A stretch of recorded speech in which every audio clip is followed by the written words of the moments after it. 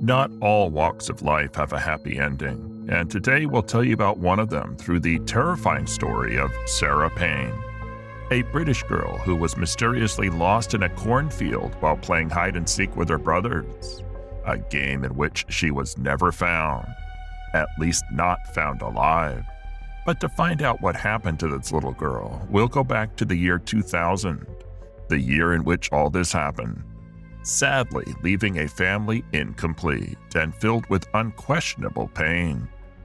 On July 1st, 2000, the world of husband and wife Sarah and Michael Payne collapsed when their 8-year-old daughter was abducted and found lifeless 16 days later. Sarah Payne was born on October 13th, 1991, the third of 4 siblings, 2 older boys, one 13 and one 11 years old, and a younger sister of 6 years old. Sarah was the only one to fall into the evil hands of a maniacal pedophile who abducted her in a matter of seconds while she was playing with her siblings. During their summer vacation that they'd happily taken to the children's grandparents' home in West Sussex in the south of England, a vacation that unknowingly ended in disgrace. No one could imagine that the famous streets of this picturesque neighborhood of Hersham, just outside London, would become the scene of a distressing disappearance that would bring with it the death of an innocent little girl. The place is usually used as a filming location by the film industry, both in the UK and Hollywood. An example of this is The Mummy with Tom Cruise, which was filmed there. But at this time, the streets of the town were not witnessing scenes of suspense for fictional movies. They were under the real suspense of knowing the whereabouts of Sarah and to discover who had stolen her. For she disappeared from the face of the earth in just a moment, leaving no clues as to where she may have gone or who may have taken her. But how did all this happen? Well, everything happened that 1st of July 2000, when the family was already installed in the grandparents' house and thinking about enjoying the summer to the max. After lunch that day, they thought it would be a good plan to go for a walk to the beach that was just a few meters away, to enjoy the sun, swim, and spend a nice day with the family, enjoying everything that could be done on a nice day at the beach. So far, everything seemed to be going great. Everyone was enjoying the weather and their stay at the beach. But everything began to take a new direction when the grandfather suggested going to visit town to continue the fun there, which everyone agreed to because they wanted to make the vacation the best. Once in town, Sarah's 2 older brothers wanted to walk alone and visit the town by themselves. But although they wanted to do it alone, they could not since their parents left them in charge of their younger sisters. So they had to go do the tour with their 2 younger sisters, whom they had to take care of. Unfortunately, this time would be nothing like the previous occasions, since tragedy was near. The coast in Kingston was a quiet place. It did not have much traffic, and it had wide places where the children could play without problem. So believing that this place was safe, the adults let the children go to take advantage and so they could enter a bar to chat for a while. A mistake that completely changed the course of the vacation. And today, all of these adults regret having made that decision, especially the parents of Sarah, the fatal victim in this story. Once the children were alone, they set out to walk around the area until they came across a beautiful cornfield, which seemed like the perfect place to play hide and seek. After a while, Sarah got tired and wanted to go back, so she told her brothers she would go home, which was not far from where they were. So she started her way to it around 8 o'clock in the evening. But unfortunately, she never arrived, and her brothers did not know what had become of her. Once her parents arrived home, they realized that one of their daughters was missing, and her brothers only said that Sarah was gone and they did not know where she could be, because the last time they saw her was when she said she would return home. But when they returned, she was not there or anywhere near the house. So the anguished parents, not knowing where their daughter was, immediately called the police, who arrived almost instantly, since it was the case of a missing girl just 8 years old. To begin, they believed that the girl could surely be lost somewhere in the forest or in the fields, and therefore could still be alive. She would be very scared and needed to be found immediately before something bad happened to her. But that night, Sarah did not show up, and the family began to suspect that something bad had happened to her. It was not possible for a girl of her age to have gone far away without being seen. The following day, the search was resumed, and seeing that the girl was still missing, a massive search party was launched. The police also deployed a large team to search for the little girl and assigned a group of detectives to investigate the case. But this task was a difficult one since the town did not have many inhabitants, so there were just a few houses where they could go look for Sarah. After many days passed since the disappearance, her mother did not lose hope of finding her alive, as she constantly appeared on TV urging her child's captors to return her. And day after day, she walked the streets looking for her daughter and asking everyone to help her find her. But unfortunately, her efforts were in vain. On July 17th, just 24 kilometers from Kingston Words, where the little girl disappeared, her lifeless body was found lying in a field. News that devastated the whole family and changed their future forever. Who could be guilty of this ruthless crime? Who was capable of killing a girl just 8 years old? That was the question asked by investigators in charge of solving Sarah's case. But to solve it, they first had to thoroughly interrogate her siblings, who were the last people to see her alive. Said her siblings, "We did not take our eyes off her for a minute. Her disappearance was in a matter of seconds." I remember one of the guys said that when Sarah wanted to leave, he would follow her to accompany her to the house. But at that moment, Charlotte got hurt after falling, so I turned around to check, and my brother and I entertained ourselves seeing the scratch that Charlotte had gotten. When we turned around again, Sarah was gone, and we assumed that she'd gone ahead to get home as soon as possible. But once we arrived, Sarah was not there or anywhere.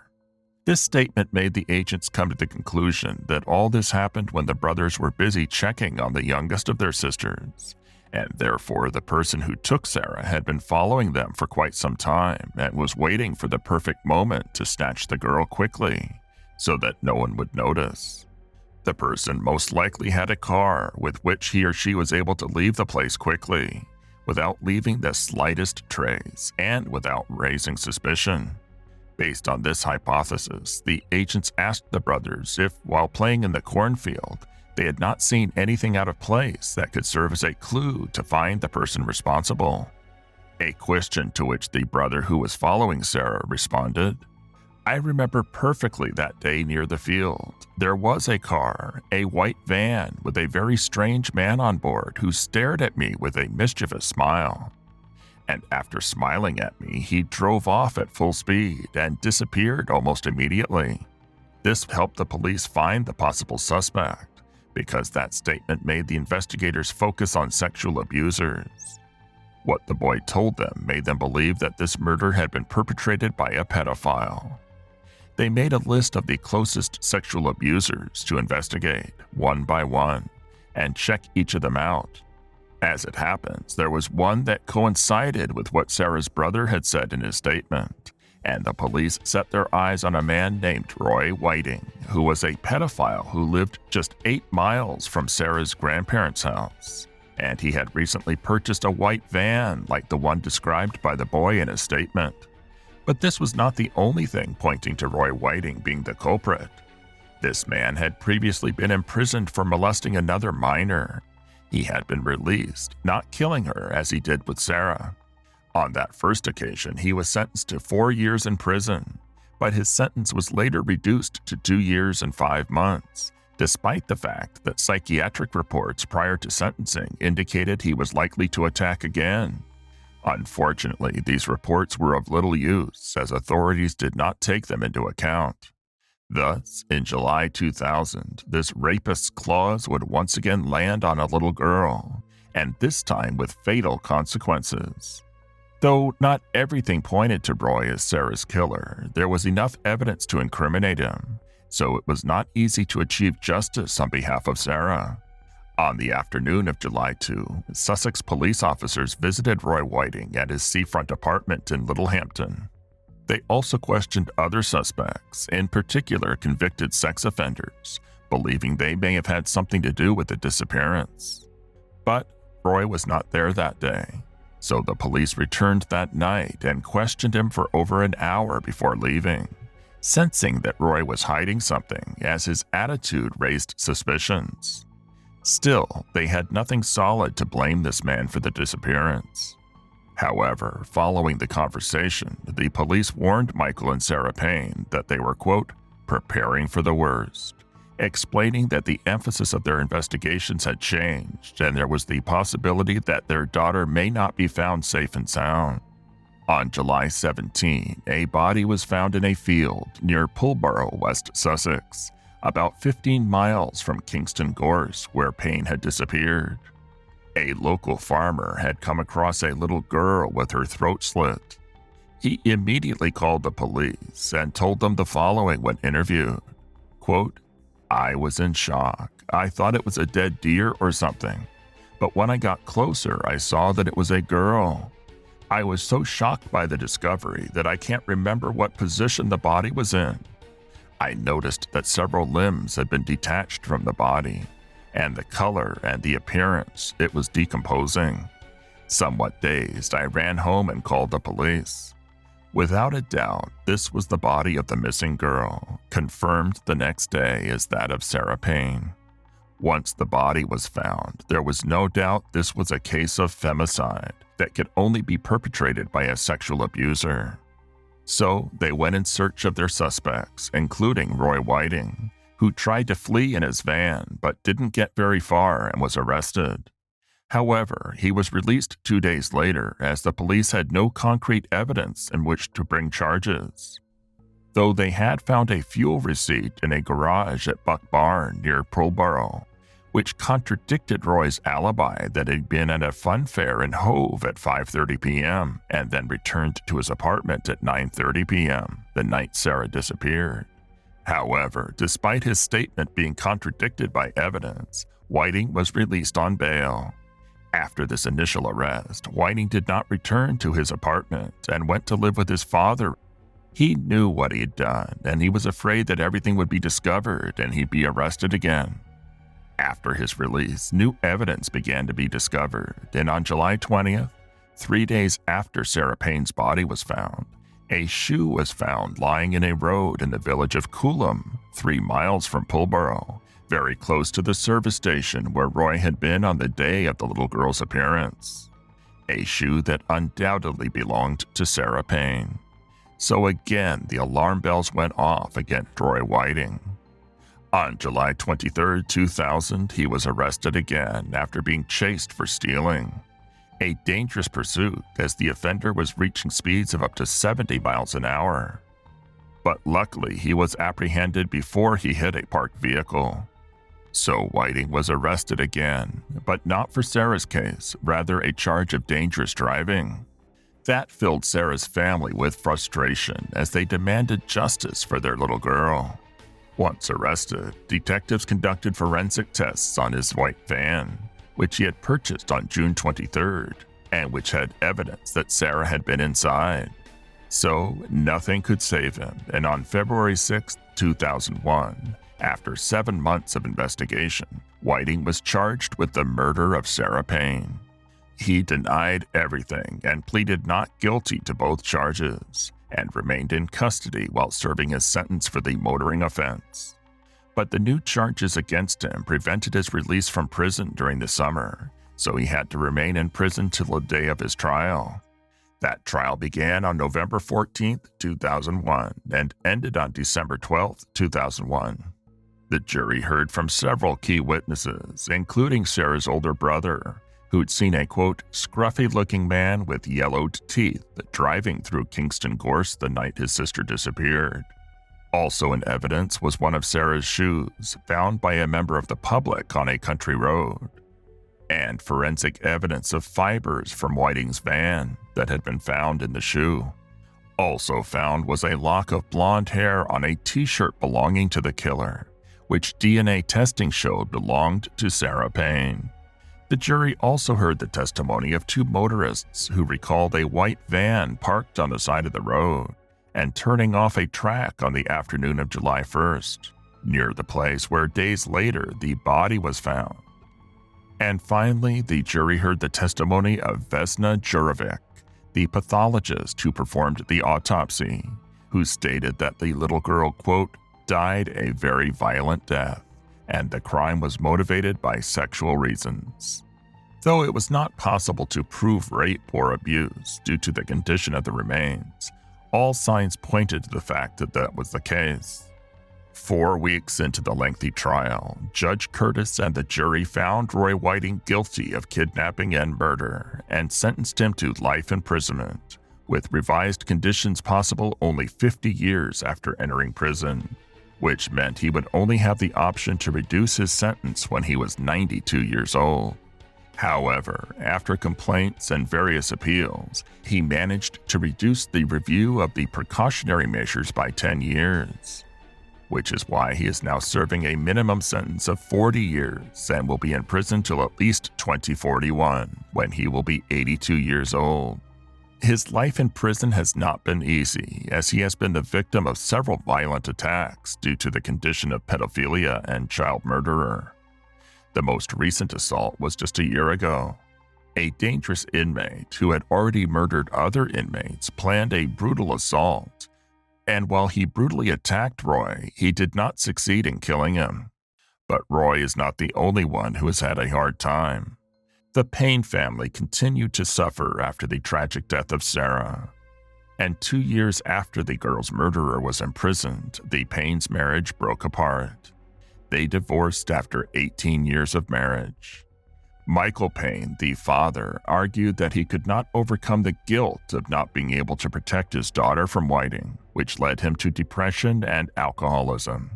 And finally, after a little more than a decade after the murder, on October 30th, 2014, Michael committed suicide in his home at the age of 45.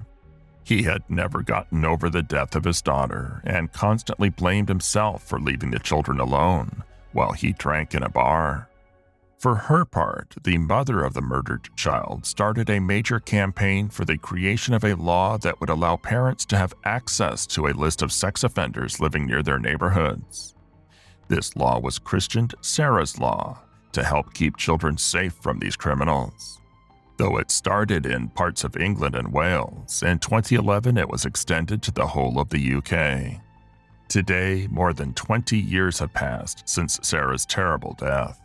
Her case continues to shake England and much of the world. Despite the years, the mother, now without a husband at her side, continues to fight so that no more children's lives are lost, raising awareness amongst parents about the care of their children and pushing for tougher laws against child murderers, while fighting for the improvement of the safety of the streets so that children can live in freedom and not fall prey to abusers like Roy Whiting. Unfortunately, after being named a member of the Order of the Crown for her arduous battle to protect children, she suffered a series of strokes that left her partially disabled. She again showed her strength and over the years has managed to recover and rebuild her life, to continue her struggle and watch over her family, even if she has to do it alone as a single mother. Sarah Payne's murder generated an intense debate on the fight against pedophilia, which led the news of the world to name and shame 110,000 pedophiles registered in the UK. The paper published their names, photographs, and places of residence, but this only led to a wave of violence as many of these men's homes were stoned.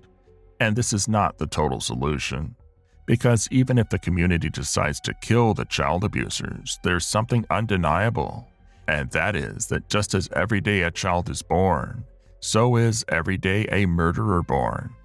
And not all the faces of evil have been registered by the police. So the best way to keep our children safe from the clutches of the depraved is to always keep them under adult supervision, because evil can be anywhere, even in the safest places. Remember, Sarah Payne's parents let her go for a walk in a town they thought was quiet and safe.